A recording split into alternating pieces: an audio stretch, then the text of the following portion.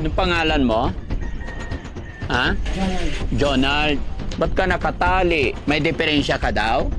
Anong diferensya? Ba't hindi hinabaan? Urong ka konti. Ayan. O, harap ka na dito. Upo ka. Kwentuhan tayo. Ha? Bakit ka nila tinali dyan? Ha? Takot din. Puntahan ko yung kapatid mong isa dito, ah. Yung isang anak mga kababayan nandito. Tapos yung isa, saan dito? Ay, akala ko ito, baboy pala to. Nakarating sa amin mga kababayan, siya po ay naguhubad daw yan sa kalsada kung saan saan.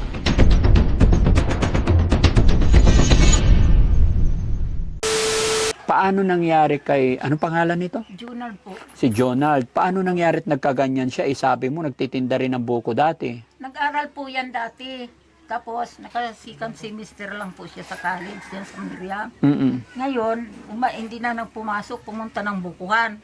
Nagbuko po siya, tapos na ayaw na niya magbuko, bumalik siya dito.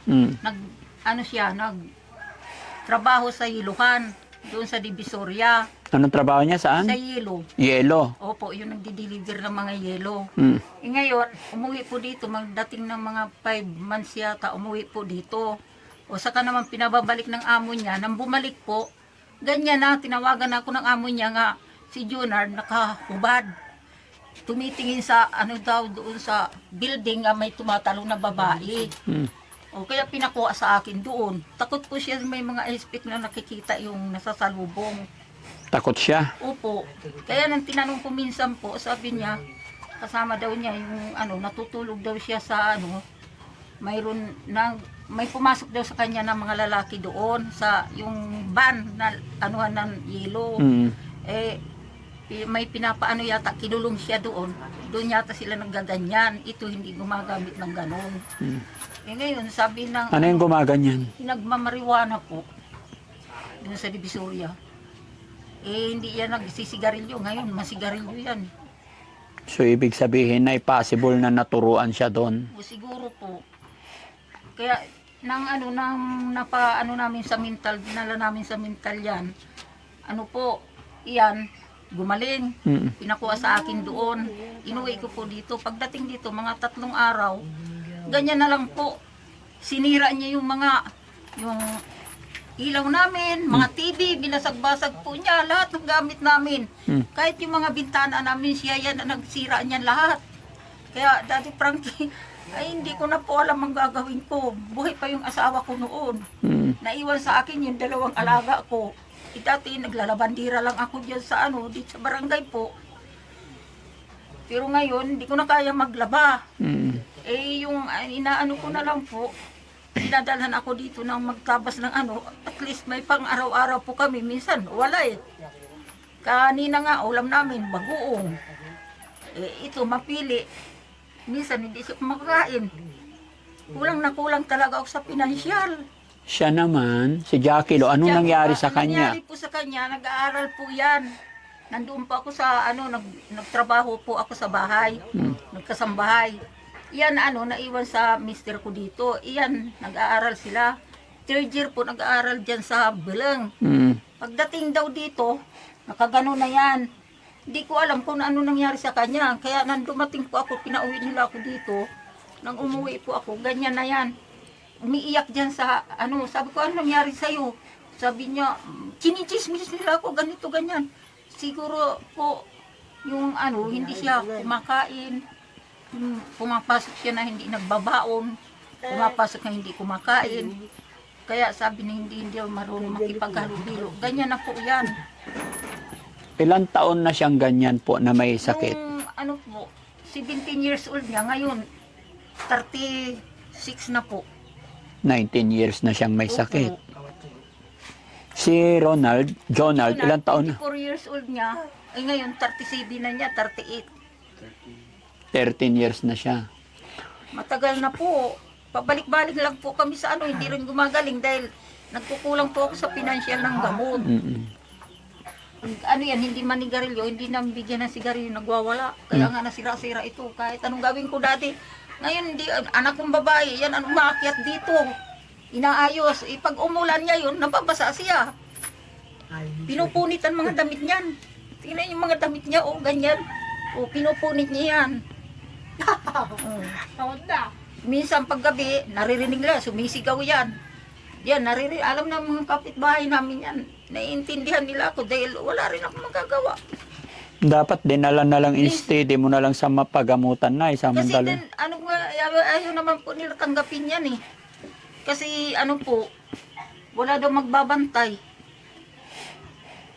Nung dinala namin ng mister ko yan, buhay pa ulit, binalik namin sa mental. Sabi ng doktor sa akin, priority yan na tanggapin namin dito na makumpine, ibalik.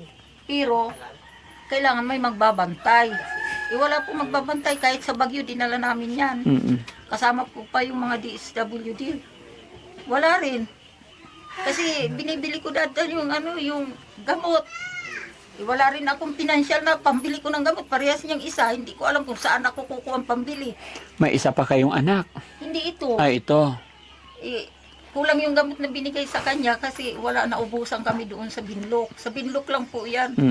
Every 3 weeks, dinadala ko yan. Ito Para? muna inuuna ko po. Ano bang sakit niya talaga siya? Hindi ko alam. Kaya sabi niya, yung naano siya sa gutom. Yung parang napasma po. Pero mataba naman siya na eh. Sa gamot po. Kaya nagtaka nga sila, ang timbang 81. Sabi niya, tapos ang dugo niya, 100, umaabot ng 150, 160, sa mataas daw. Pero Nay, matanong ko lang. Anong nakita nyo, anong mga ginagawa niya, bakit nasabi nyo at bakit nyo dinala sa Binlok? Yung pag hindi ko siya dinala sa Binlok po, hindi siya nakakainom ng gamot. Hindi niya alam ganyan ng ganyan po sa kalsada yan. Nananambunot ng mga bata, nananakit.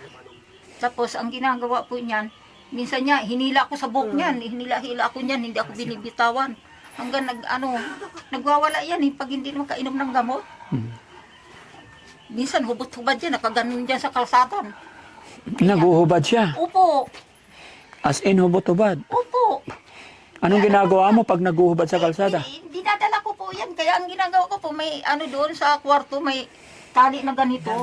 Tinatali ko siya, mas maiging taliin kita kaysa nandoon ka sa kalsada, nakahubot-hubad ka. Makikita ng mga tao. Anong nararamdaman mo na pag nakita mo nakahubad? Siyempre nahahiya po ako at saka awang-awa po ako sa kanya. Naawa, hindi ko alam anong gagawin ko, anuhin ko yung sarili ko. Daddy, baka para akong bigay ko ng sarili ko na sabi ko, paano kung mamatay na ako? Walang mag-aalaga po sa kanila. Gaano kahirap yun na, yung dalawang alaga mo na ganyan? Hirap po ako. Minsan niya, hindi ako makatulog. Kasi kaunting karuskus lang nito, harangan ko yan. Iharang ko dito kasi mamog. Pag yan, susuntukin niya yan, ihagis niya dyan sa kabila. Pag nagdudumi nga, nandiyan pa nga pag nagdudumi nga po yan, hinahawakan niya tapos minsan ginaganon niya sa ulo. Naalaala ko tuloy nakita ko yung yung ginupitan yung Sinong mahabang nagpapaligo sa kanya? Ngayon, ako po, nalalapitan ko siya ngayon. Pero pag pinakawalan niyo yan, Daddy, tatakbo yan kung saan-saan, kung anong ginagawa niya. Tapos maghuhubot-hubad yan, tatakbo malayo. Hindi ko na magtigilan. Hinahanap namin yan kung saan makarating. Ayaw ko lang kasi nakatali siya. Ilang taon na nakatali. Ang tali na yan, pag doon siya nilagay ko sa harap. Alam niyo yung ginawa niya? Sinira niyo yung harapan. Nagiba-giba na yung mga kaya siya nagsira ng bahay. Ayan, malapit ng... Yun nga, tagal nandito. Minsan, pag malakas ang ulan, aawa rin ako, inaamu-amu ko. Sabi, bigyan kita ng sigarilyo, doon ka, magbihib ka. Pero nakakausap ko, kilala niya yung mga tao. Bakit ganon? Hanggang pag nakawala ka, takutan mga tao sa'yo. Kasi, pag nakawala siya, matapang siag. Oo po. Anong ginagawa niya pag nakawala? Kaano siya katapang? Pag marinig niya, kinausap kayo, tapos lalapitan mo, lalapitan ka rin niya na, kasi makikipaglaban yan. Kaya, Hindi ko na alam kung ano Ba't nilapitan ko siya kanina na ang bait niya? Mabait nga po yan kay ano, manghihingi na si Carillo. Kamusta sa Makati, no? Hmm? Kamusta sa Makati? Kumusta to sa Makati? Oh, ganun pa rin. Gusto mo sumama sa akin sa Makati? Tawad din. Alam mo yung Makati? Alam mo yung Pio del Pilar? Tawad din. Gusto na doon? Ha? Gusto na? Masaya dun. Punta tayo doon? Tiga Makati rin ako eh. Matagal siya doon sa nagtinda ng buko. Pinoy? Parang Ano yan, mabait yan, kaya lang walang bisyo yan. Ba't nagkaganyan kang kuna pumunta na ng ano yan, Divisoria? Hmm. Hindi wala, hindi. Malinis ka sa katawan mo, bakit ngayon? Hinahawakan mo yung tae mo. Minsan ginaganyan mo pa sa ulo mo. Nawala talaga sa sarili Wala na eh. talaga po. Mayroon tayong natulong. Umaakyat nga doon sa ano po, sa manggayan. Hindi ko mapababa. Gina. Baba ka, dala-dala ito oh. Kasi ito natanggal. Ito. Hmm. Ay, si Jonah nakawala. Sabi niya, hubot-hubad. Pumunta doon sa likod ng bahay ng anak ko. Doon, umakyat doon sa taas. Ginaganyan yung mga dahon. Baba ka, halika. Ayaw niya. Ayaw talaga niya bumaba. Sako, oh, may sigarilyo ako. Inano ko siya sa sigarilyo. Kaya dahan-dahan na bumababa. Hmm. Napapaamog siya sa sigarilyo. sa sibilin. Kundi ko inuuto-uto po na yung sabihin ko, bigyan kita sigarilyo, sige na. Minsan kakain ka, minsan ayaw kumain. Kumain ka na anak, kailangan ko maano ka, kay kawawa naman ako. Oo. Kawawa ako kung hindi ko parehas yan, hindi ko na alam kung anong gagawin ko. Nay, hanggang kailan mo po aalagaan yung anak mong dalawa na ganyan? Ang buhay ako po. Pag buhay ako, maalagaan ko po sila. Paano na pag mahina ka Yun na? na nga po minsan nga hindi ako makatulog. Itong mga binti ko, ang sakit-sakit. Ito, minsan sumasakit ang tiyan ko. Hindi ko alam ang gagawin ko. Tinitiisan ko lang na ganyan. Ako pa nagugupit niyan eh. Mm. Kinakalbo ko. Mm. Buti na kahit papaano mataba pa rin sila, nakakain. Maano sa kanin, inaano ko lang na pag may pagkain kanin, kumain kayo kako. Pag walang tutulong sa akin. Mm. Maigi ko ligaw dito si Daddy Frankie. Minsan niya, pag naano ko sa cellphone, pinapakita ko sa kanya, gusto mo ng ganito? Pag sana dumating dito si Daddy Frankie na maano ka, matulungan ka na, kahit gamot lang, kahit sa gamot nyo lang. Kahit hindi na ako, kayo na lang kako. Mm. Bago ako mawala sa buhay nyo, wala ako sa at least hindi ko kayo maano dahil magaling na kayo. Hindi ko alam kung sino mauuna sa atin, sabi ko sa kanila. Siguro inaano pa ng Panginoon ng Diyos nga, kaya walang tutulong sa amin. Ito nga po, ako naggagawa niyan. Dinirudingdingan ko yan kasi nakikita Hindi ka ba ko siya. natulungan ng mga anak mo na matino? Ay, again, mga anak ko po, puro hirap din sila. Itong anak ko dyan, 7 ang anak niyan. Ngayon lang silang kakaano kasi yung anak niyang panganay nakakatulong na sa kanila. Hirap din po sila. Wala Saan sila silang nakatira? trabaho. Dito din. Doon po sa likod, yung bahay doon na nagpagawa Hindi na sila. nagkaroon ng asawa si Jonald. Hindi na po, parehas yan silang Sila. dalawa. Walang asawa. Minsan niya yan, inaano ko ngayon. Maganda nga yan ngayon, sumasagot na yan. Noon, hindi kumikibo yan. Ano yung pangalan niyo ulit, Nay? Rosita po. Nanay Rosita. Nay, naka-video po tayo. I-upload po namin ito, mapapanood ng karamihan. Okay lang po ba? Okay lang po, para may makatulong sa akin. Sige Nay, bigyan kita ng pagkakataon para manawagan sa ating mga kababayan. Baka sakali may magpaabot ng tulong. Baka may makatulong sa atin pagbili ng gamot ng mga anak niyo po. Sige Nay, kwento mo yung nangyari, magpakilala ka at humingi ka po ng tulong. Sige po Nay. Ako po si Rosita. Sana po matulungan niyo po ako sa aking kalagayan ngayon. 70 years old ko na po. Sana po tulungan niyo ako sa aking kalagayan. Hirap na hirap po ako ngayon sa buhay. Umpisa na umpisa pa lang ang mga anak ko. Nahihirapan na po ako sa kanila. Sa 2 kong anak na may sakit, sana po matulungan niyo po ako. Parang awa niyo na po sa akin. Matagal na pong panahon humingi po ako ng tulong po. Sana matulungan niyo ako sa kalagayan na para panggamot lang po sa kanila. At saka sa pinansyal na gamutan po nila. Yan lang po hinihiling ko po sa inyo dahil hirap na po ako ngayon. Hindi ko na po kaya kahit sa pagkain po ng mga anak ko.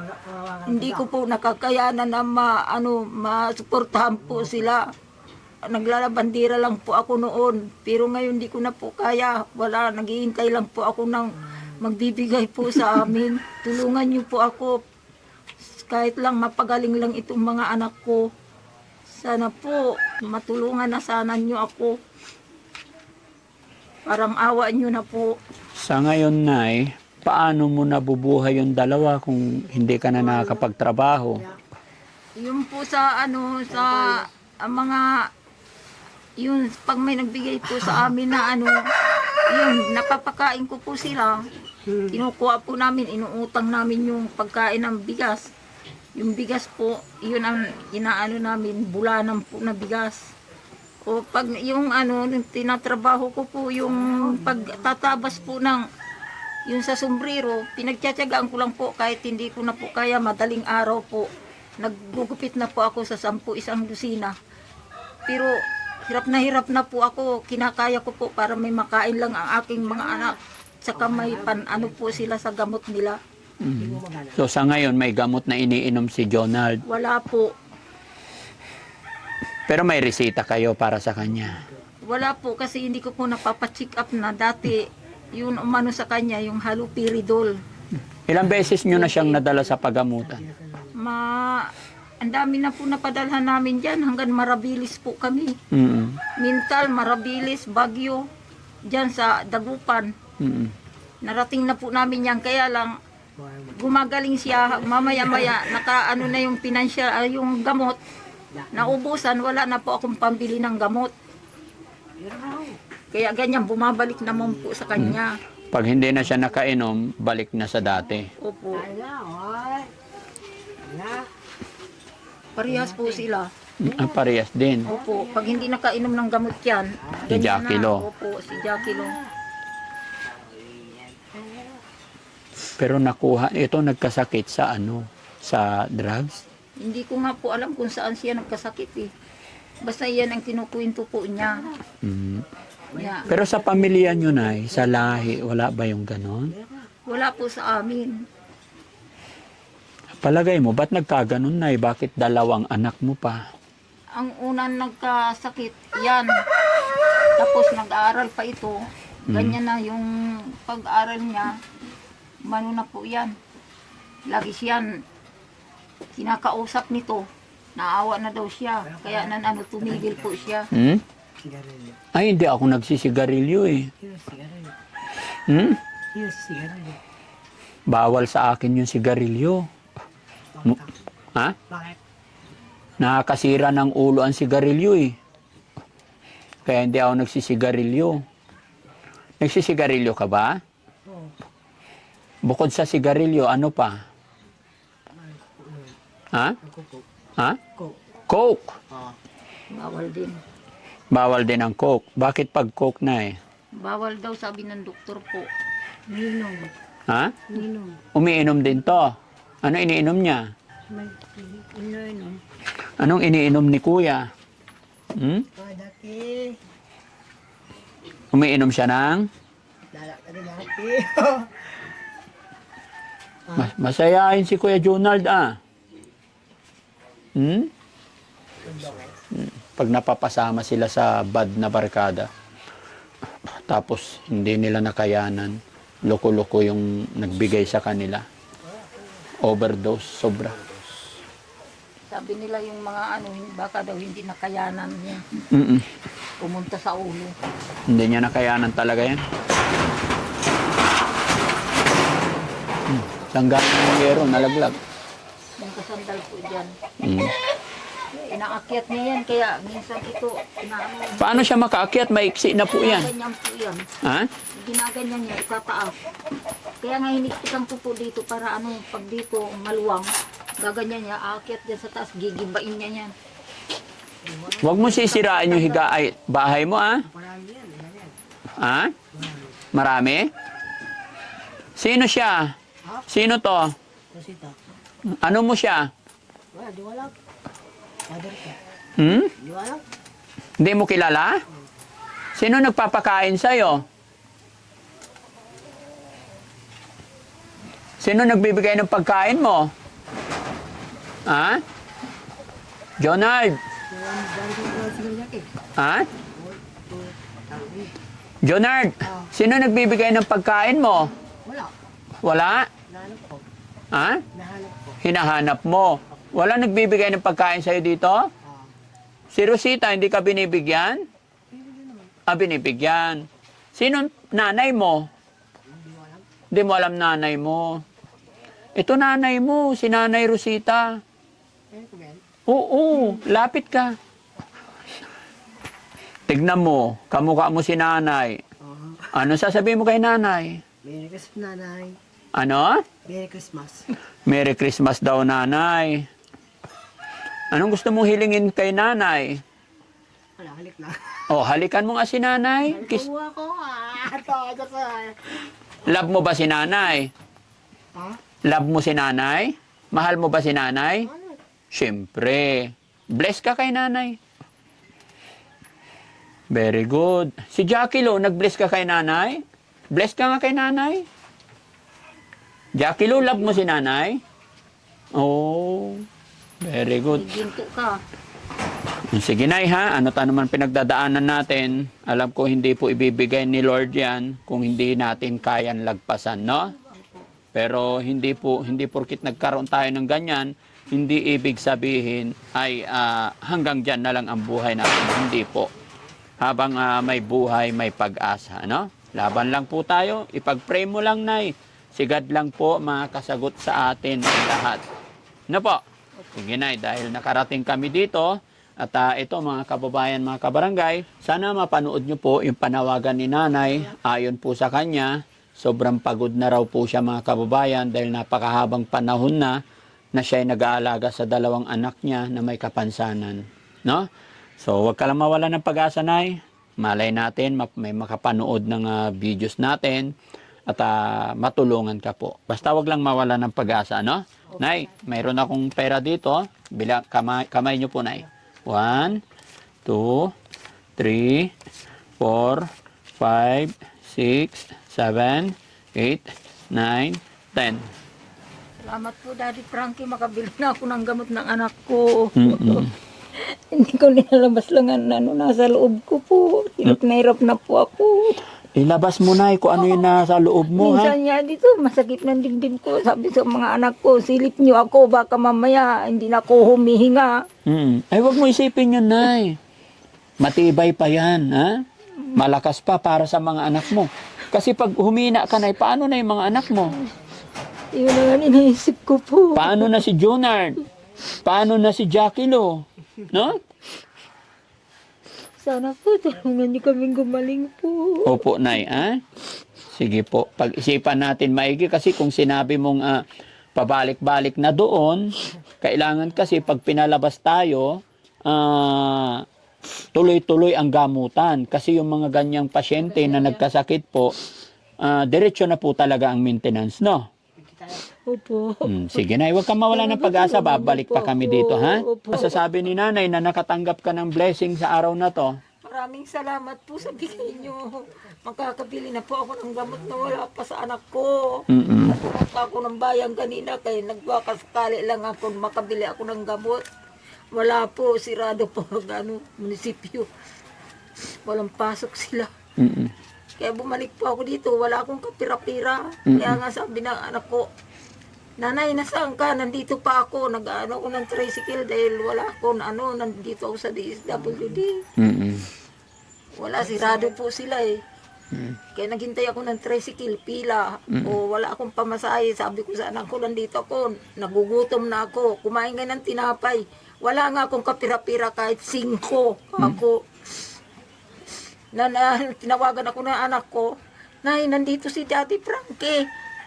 Ay, sabi ko, ay, nandun pala si Daddy. Dali, inano ako agad ng tricycle. Hinatid niya ako agad. Ngayon, anong masasabi mo? Nakarating na si Daddy Frankie dito. Ay, marami pong salamat. Inaano ko kay Lord, tagal ko na nagngangarap na makarating kayo dito at makita niyo yung sitwasyon ko. Dahil wala pong makakatulong po, kundi kayo lang. Kaya lagi ko kayo nakikita sa ako nagko-comment na Sana ako rin, Daddy, puntahan niyo rin ako dito at matulungan niyo kami ng 2 anak ko. Thank you kay Lord Nay dahil Kaya nakarating ang Team Daddy lagi Frankie. ko po, ang gabi-gabi po, dinadasal ko na makarating kayo. Opo. Nang nagpunta si Boss GB dito kahapon, ay, tuwan-tuwa ko. Nakita ko si Boss GB, ito hindi si Daddy. Kaya kilala ko si Daddy. Ba't umiiyak na si nanay? Sa tuwa ko po na nakarating po kayo. Sige Nay, basta laban lang ha. Marami pong salamat. Opo, Daddy. huwag kang panghinaan ng loob ha. Laban lang. Opo. Okay, pasalamat na lang tayo sa ating mga tagapanood, Salamat po. Nay. Nay, makinig ka. Gusto ko, Nay, magpasalamat tayo sa mga tagapanood, sa mga subscribers, viewers natin. At ako'y nagpapasalamat din sa inyo. Yung perang ibinigay ko sa inyo ngayon ay hindi po totally galing sa akin yan.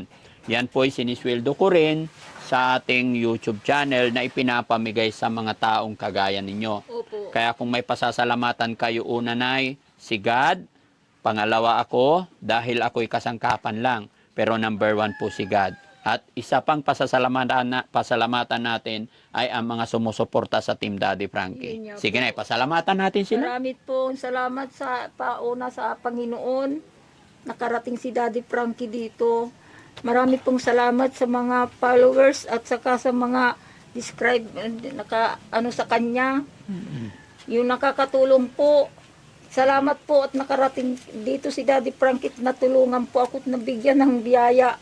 Sana po matulungan niyo pa rin ako. Salamat. Marami pong salamat.